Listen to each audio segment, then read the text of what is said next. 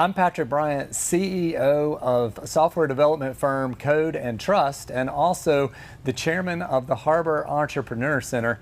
This is Entrepreneur Studio, brought to you by SC Biz News. And before we get started, I have to give a shout out to our news sponsor and longtime supporter of all things entrepreneurial and friends of ours, Matt Pardick and Chris Corley of Harbor Wealth Management Group. I'm joined today by Wesley Donehue, one of our local Charleston, South Carolina entrepreneurs. Give me a time and an example of a moment that is just a low light that you really learned a lot from. Yeah, I would say the biggest kick in the nuts for me was about 4 to 5 years ago now. We had a $600,000 accounting error at the end of the year after we had already closed out our books, after we had already handed out bonuses at the end of the year. This was literally the day before our big Christmas party. Yeah. This happened, and it basically happened because Adobe had my bookkeeper's email address wrong, and waited about 7-8 months before calling and saying, hey, why weren't you paying your bills for this digital advertising? That was the big issue. The separate issue, though, was that there wasn't a process in place at my company at the time for communication between the accounting team and the bookkeeping team, right? I'm sorry, the bookkeeping team and the advertising team. The advertising folks would be spending money for clients, then the accounting team would get invoices, and because the accounting team never got the invoices, they didn't know what the advertising team was spending. And look, this is because this is all trial and error, right? Like, most of us don't get a manual when we start a business. They're like, here's all the procedures you need for a company.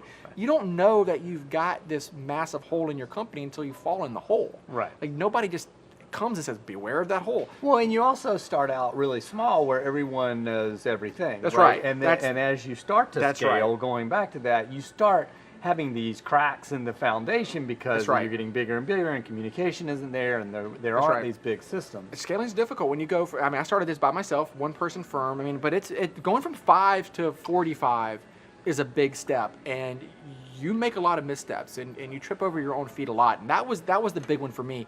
And it was the most depressing thing I think I've ever been through.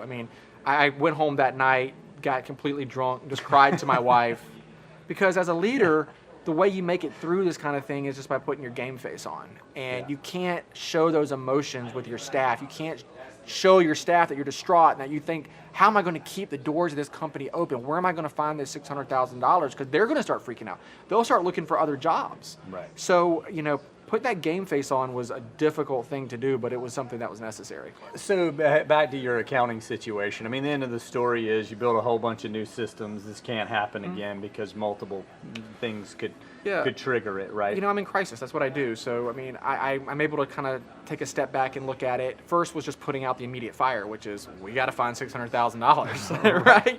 So, it was figuring out the immediate monetary issue, and then after that, it was how do we make sure this kind of thing never happens again? And we did that, and not only survived, but we've been thriving ever since. Yeah, and you're killing it. I appreciate you coming. It was good to see you as always. Thanks for being here. All right, brother. Thanks. Appreciate it.